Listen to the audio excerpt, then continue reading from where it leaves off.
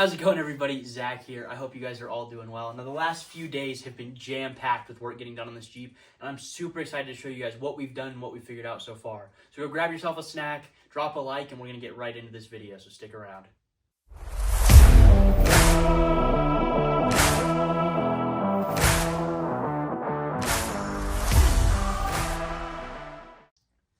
So, starting with the front end and the really obvious things. Obviously, my fenders have been taken off, the front bumper has been taken off, my ram is sitting on the front bumper because it's been disconnected from the axle, the pitman arm has been taken off, and really we've cut out the entire shock system. The coilovers have been cut out, the bump stops have been cut out, the track bar brackets were cut out, and really we've prepped this Jeep so that things can start going back on once I do a couple more things. Now I'll talk about those few more things that I need to do before we get to that point as we get into this video a little bit deeper. But it's been a lot of grinding, a lot of sparks, and it's a lot of prep work. And that's really the beginning of any big project, is making sure that you prep it properly. So that's what I've been focusing on, taking my time to do it right, not getting into the frame or damaging the frame with the grinder or the cutoff wheels. But yeah, let's talk about a little bit more out in the front, what's going on with it, and then we'll jump over to the few things that I've done on the back so far. Before I forget, I want to tell you guys about my new merch line for Project Keeper Motorsports. Now, I've been working on these for a little while, and I'm super excited to finally release them all to you guys. Now, if you're anything like me, as the weather gets colder, you start collecting hoodies and things that you can wear pretty much anywhere in any condition. And this is a really awesome way to support my channel while you do that. Obviously, it's not necessary, and I'm really appreciative for those of you that just stick around and watch the channel, but if you're looking for something new to wear over the winter, or repping Jeeps as you walk around wherever you're at, work, or wherever it may be, it's a really great place to check it out. So check the link in the bio, see what we've got, and give me any feedback if you've got it. Thanks, guys. Appreciate your support.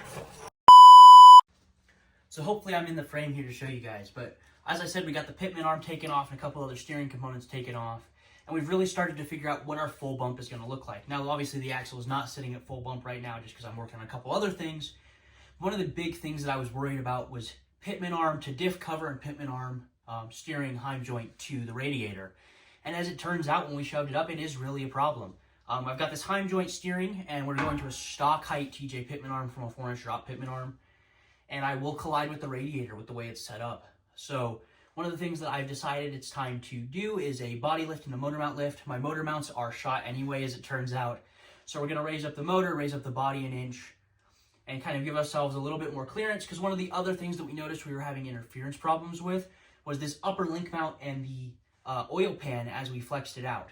So not really a big deal. We're going to get an extra inch of clearance there, and I think that'll be more than enough to clear everything as we need it to. But yeah, we've been doing a lot up here, prepping it, kind of moving it for what we can at this height to see what's going to interfere, what things are going to be.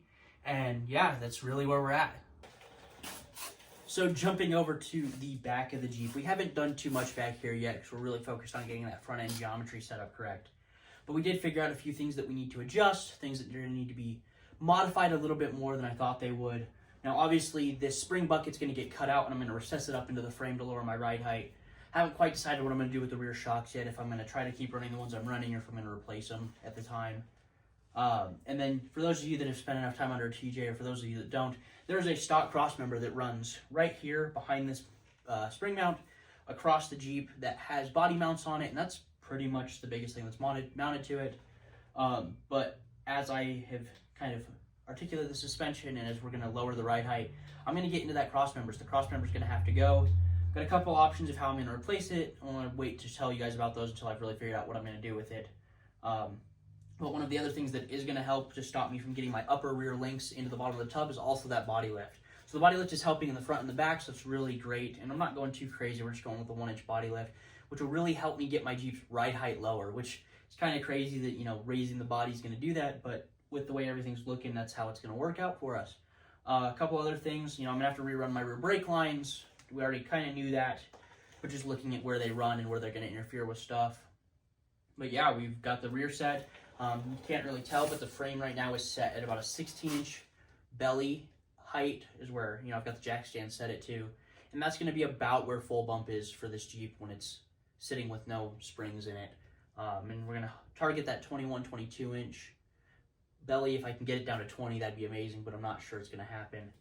When it's actually sitting on its own weight, on its springs, with its coilovers to the front and the coil springs on the rear. So yeah, not too much has been done back here, but we've kind of started taking some measurements, figuring things out, figuring out what parts I need, and going from there. So yeah, we're gonna talk about a few more things, and then that'll be it for today. It's a pretty quick one. So that really covers everything that's gone on with the Jeep this week, a lot of the stuff we've changed. It's been a lot of grinding and prepping everything. Now we have figured out that a couple of the lines, the coolant lines to like the reservoir and my horn and my fuse box, a couple of those things are gonna have to move, which we figured they already would. It's not a big deal. We've already moved them once when we built the Jeep. But now that we've gotten the ride height quite a bit lower and kind of figured out where full bump is roughly gonna sit as we start tacking things in and figuring out the exact location we want to start mounting things, it's helped a bunch to see where this project is going to go. I'm super excited to get you guys some new content as I start putting things back together. Fortunately, it is a little hard to film prep work when you're grinding things because I don't want to damage my phone or any computer screens or any camera screens with sparks. So don't really have any videos of that stuff. But as we get into really putting it back together, I'm excited to get you guys some more content. So thank you guys if you made it this far. I know the video is quite a bit shorter than the other ones, and I hope that helps with retention and keeping you guys involved without me rambling on too much and saying too many things. So thank you guys. Like I said before, if you don't mind dropping a like, sharing it with the people you care about or those around you that might like it, those kinds of things, it really helps with the engagement, helps get my channel out there to other Jeep enthusiasts, TJ owners, off-road guys, that kind of community. And that's really what I'm trying to build here is a community. So thank you guys. I will catch you guys in the next video. Have a good one.